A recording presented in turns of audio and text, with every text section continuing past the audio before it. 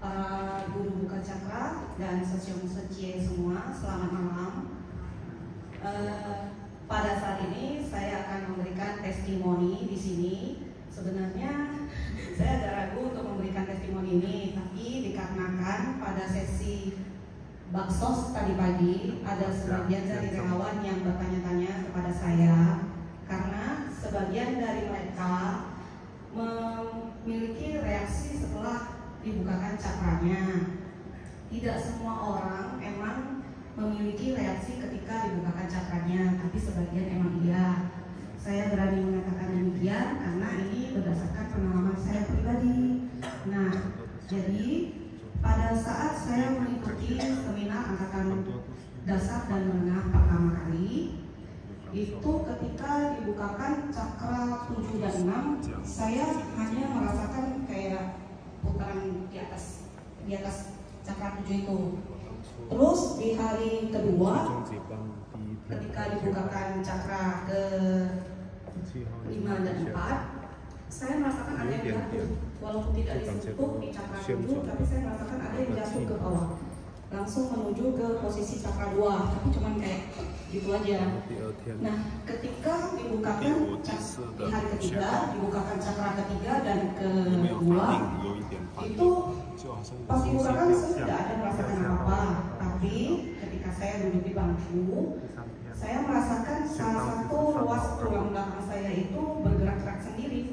Jadi kan, ya terkejut ya, kita kan namanya juga baru pertama kali gitu kan. Jadi saya terkejut, tapi kan dikarenakan Lause mengatakan sebelum maupun sesudah dibukakan cakra, kita dalam mode meditasi. Jadi saya meditasi dahulu.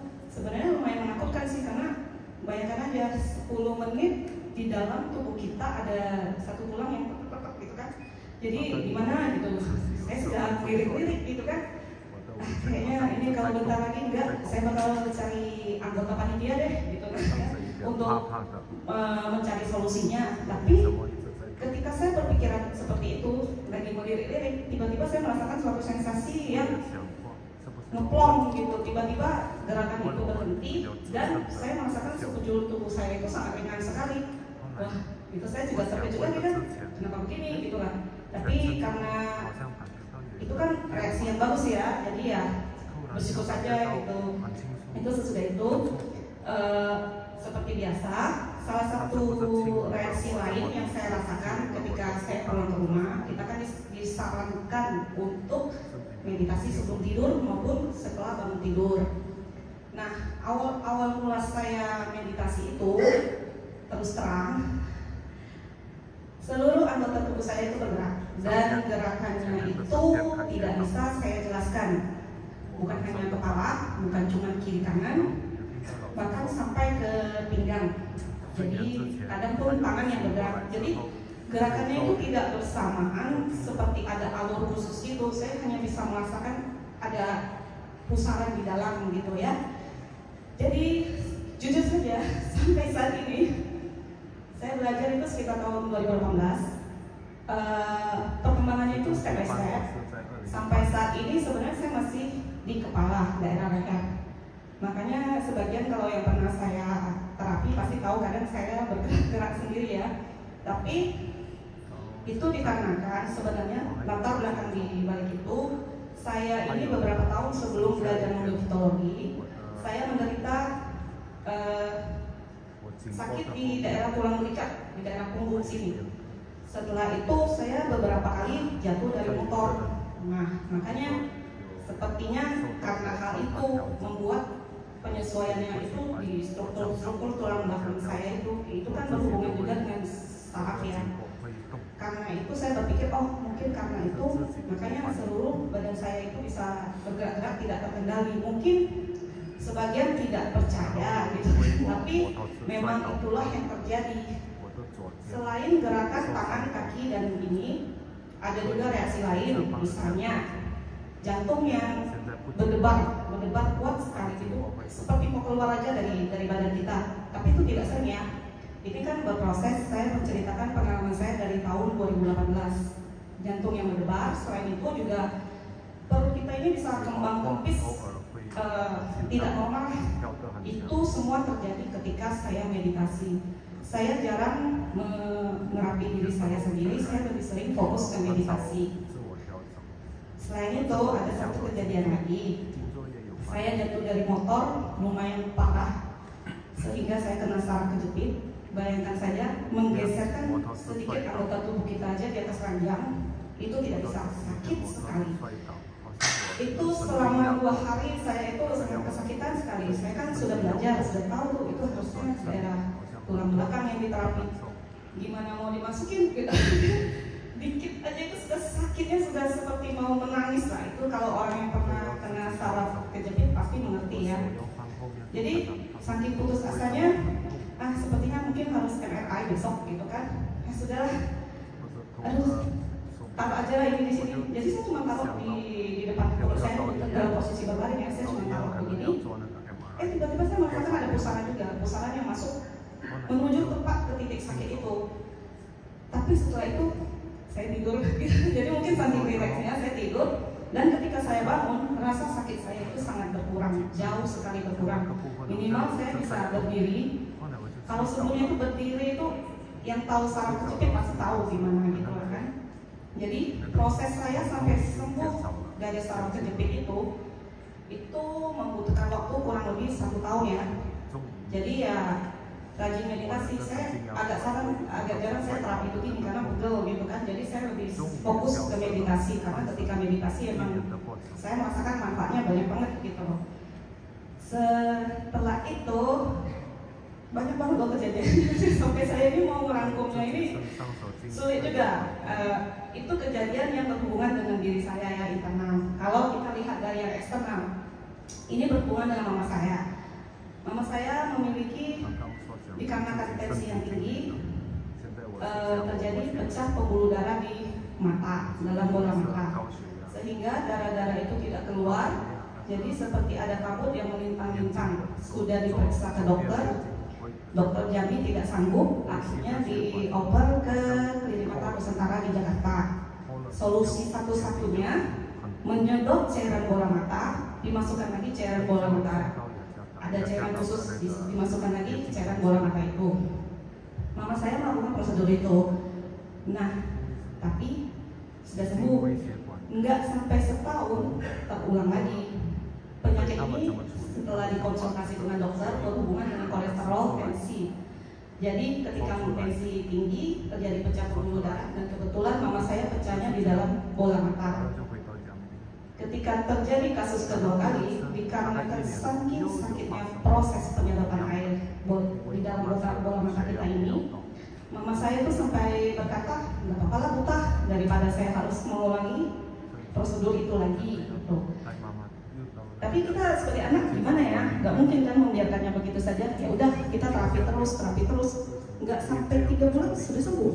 Padahal itu kita sambil konsultasi ke dokter juga, dokter juga sudah bilang nggak ada cara lain, harus punya apa. Nah, itu baru dengan mama saya. Ada lagi dengan ayah saya gitu kan. Jadi pada tanggal 2 April tahun ini, ketika pulang dari badminton, papa saya tiba-tiba dibilangin sama temennya, papa saya kan diantar sama temennya naik motor. Tiba-tiba saya dipanggil sama mama saya, turun, papa kamu kenapa nih? Gitu kan. Terkejut saya, beruntung sekali hari itu saya pulang cepat, kan langsung saya turun. Sekali saya turun, posisi papa itu sudah tegang di kursi, keringat membulir dari ujung kepala sampai ujung kaki. Besar-besar itu, bukan keringat biasa gitu kan. Dalam hati ini sudah mencos gitu. Sudah, jadi langsung fokus, langsung bilang, langsung saya pegang tujuh dan jantung, karena itu adalah nanti biasa dijelasin sama Mas, itu adalah langkah darurat apabila terjadi sesuatu ya. Jadi saya langsung fokus tujuh dan jantung. Kebetulan saya teriak panggil kakak saya yang satu lagi, turun, papa ada sesuatu gitu kan. Ketika kakak saya turun, kebetulan karena sudah belajar juga, kamu pegang, gantian gitu, kamu pegang, pokoknya punya jantung. Udah, saya langsung keliling, berusaha membuat ventilasinya biar terbuka gitu. Terus saya ambil ini oximeter itu untuk kadar oksigen papa saya masih di atas 90, sedikit aman gitu lah kan. Jadi sesudah itu langsung kita berdua menerapi papa. Kakak saya di jantung dan cempa, saya 75 gitu loh. Keringatnya banyak banget sampai kakak saya pun khawatir sekali, baju ini basah mbak, ini semuanya ini basah karena bagaimana karena pendek itu basah semua. Terus kita lap terus sampai 2 handuk muka itu basah banget gitu kan. Jadi kita terapi terus karena saya mau langsung bawa ke rumah sakit kayaknya tidak memungkinkan karena posisi ayah saya itu dia sadar tapi mata untuk berbicara itu sebenarnya nggak bisa karena mungkin menahan juga gitu kan. Jadi itu saya cuma bilang, Pak mau meditasi ya, mau meditasi ya. Saya cuma bilang kayak gitu, pokoknya Papa mau meditasi ya gitu kan. Jadi biar ayah saya meditasi, kami fokus terapi gitu sambil dilap keringatnya, makanya sudah ketahuan duluan itu kan. Setelah ayah saya mulai membaik, akhirnya dia berbicara, ada apa gitu kan. Saya sempat rekam juga di papa saya datang, kebetulan mau langsung dibawa, kami tunggu sampai papa saya akhirnya berbicara kan, gak apa-apa lah, papa gak apa-apa. Nah itu baru kami merasa sedikit lega, karena sebelumnya kan benar-benar tegang gitu kan. Akhirnya itu langsung digantikan baju, dibawa menuju rumah sakit. On the way rumah sakit, sudah tanya nih, ini kita sampai mana gitu. Jadi tuh, kenapa Pak? Kita mau ke rumah sakit Santa Teresa gitu loh kan. Kita masih lama nggak bisa pulang aja lah gitu lah kan. Kenapa Pak? Enggak. Masih lama ini macet gitu lah kan. Enggak, padahal dari jarak dari rumah saya menuju Teresa itu paling 10 menit kan. Jadi nggak apa-apa, itu di dalam mobil masih saya terapi gitu kan. Kenapa? Nggak apa-apa, periksa aja. Saya bilang kayak gitu kan. Ternyata bapak saya itu mau ke toilet gitu loh. Ternyata proses detoxnya itu cepat sekali gitu. Bapaknya mau ke toilet gitu kan. Ya udah sampai di pintu IGD sudah bisa langsung jalan masuk ke dalam toilet gitu kan. Sampai orangnya itu tuh jangan dikunci gitu, jangan dikunci. Bapak saya kalau kunci gitu loh. Ini tadi kondisinya kayak gitu gitu kan. Oh sekarang sudah bisa semi berlari gitu menuju WC gitu kan. Jadi ya sudah keluar dari WC saya lihat sih emang roman mukanya itu sudah berbeda, sudah oke lah. Kalau tadi sebelumnya putih pucat banget gitu kan. Setelah itu kita kan tetap lanjut minta diperiksa. Setelah diperiksa EKG ya biasanya ya, karena gejalanya keringat dinginnya banyak. Kita langsung dipanggil, Papa kamu kena serangan jantung gitu kan. Jadi kita, Papa sudah minta pulang, Papa sudah merasa tidak apa-apa gitu kan. Papa kamu ini tadi kena serangan jantung dari hasil EKG-nya gitu. Ini serangan jantung pertama, jadi ada satu jenis obat yang bisa langsung dimasukkan. Karena papa saya tidak ada riwayat kolesterol, diabetes dan sebagainya, jadi bisa memakai obat itu. Jadi dimasukkan, butuh observasi lagi. Jadi ketika sampai di rumah sakit itu jam 7.30, masuk ke ruang ICU itu jam 1 pagi, kurang lebih jam 1 pagi. Di antara sela-sela itu saya terapi terus, gitu kan? Gimana namanya udah lagi situasi yang gimana gitu kan, jadi ya diterapi terus. Gitu. Masuk ICU karena butuh observasi 2 hari di ICU. Hari kedua sudah minta keluar. Dokter nggak kasih setelah hari kedua karena di ICU itu kan ada di tes labor. Kadar troponin ayah saya itu 40.000 untuk dikategorikan serangan jantung ringan pun itu tuh di bawah 100 itu 19 sampai 99 itu pun sudah harus diobservasi 2 hari biasanya. Sekali keluar hasil lab 40.000 gitu lagi kan. Troponin itu adalah protein yang dikeluarkan oleh sel-sel jantung kita ketika terjadi serangan jantung. Jadi sudah dipastikan ayah saya kena serangan jantung. Akan tetapi bersyukur sekali karena diterapi dan karena fisik ayah saya lumayan sehat, jadi hanya setelah 5 hari keluar dari rumah sakit. 2 hari kemudian sudah karaokean lagi. Gimana ya? Pokoknya bersyukur banget lah gitu kan. Tapi atas saran dokter kita kan diminta untuk melakukan kateter. Karena kalau dari physically, papa saya tuh kalau mau main batin lagi sudah bisa gitu kan. Cuman ya anak-anaknya yang kuat jantung gitu kan. Jadi akhirnya kita memutuskan pergi ke Penang untuk kateter. Sebelum kateter prosedurnya kan tes ulang lagi lab. hasil lab ayah saya itu semuanya sudah bagus. Dokter pun terkejut, kenapa baru serangan jantung dalam 1 bulan semua hasilnya itu sudah kayak jantung normal. Hasil troponinnya itu sudah dalam kategori normal, bukan kategori orang yang pernah bekas kena serangan jantung gitu kan. Jadi dokter cuma bilang, ya paling kateter cuma untuk diet aja lah, gimana ada kesurupan gitu. Ternyata ketika di kateter, ayah saya ternyata dokternya itu sampai keluar, manggil kita. Kamu sini dong gitu. Dokternya pun terkejut karena dokternya bilang, aduh ternyata saya nggak menduga kondisi papa kamu tuh begini, karena kalau dilihat dari hasil labnya ini hal yang tidak mungkin.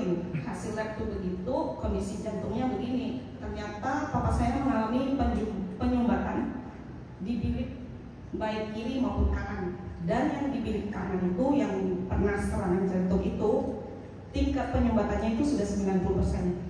Kalau yang di bilik kiri itu 70%. Jadi ketika ditanya mau gimana, otomatis kita ya udah pasang ring gitu. Sebenarnya pingin tidak, tapi kalau dikasih pilihan hanya 10% kita nggak mau gitu kan. Jadi ya kita pasang ring. Ternyata setelah dipasang ring di bilik kanan 1 tidak cukup, belum terbuka pembuluh darahnya, akhirnya dipasang lagi. Jadinya totali bilik kanan 2 ring, bilik kiri 1 ring.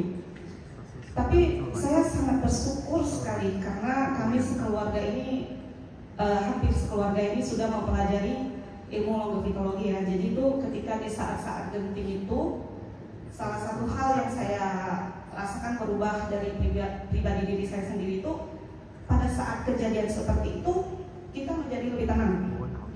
Kita tidak terlalu panik. Mungkin dikarenakan kita sudah terbiasa untuk fokus. Ketika kejadian itu, saya pun sedikit heran setelah 2 hari kalau dipikir-pikir, kenapa kemarin saya bisa setenang itu gitu. Nah, ke rumah sakitnya, prosedurnya itu semuanya saya tenang banget gitu. Gak apa-apa kok, gak apa-apa pak, ayo pak gitu. Papa saya nggak mau, saya gak apa-apa, periksa aja, gak apa-apa gitu. Padahal sebenarnya di hati kecil itu tuh sudah ya, gimana ya, namanya anggota keluarga kan yang menderita gitu kan. Jadi ya sekali lagi malam ini saya ingin mengucapkan terima kasih kepada Welause, karena berkat Welause kehidupan kami sekeluarga bisa menjadi lebih baik. Sisi Welause. Sekian, terima kasih.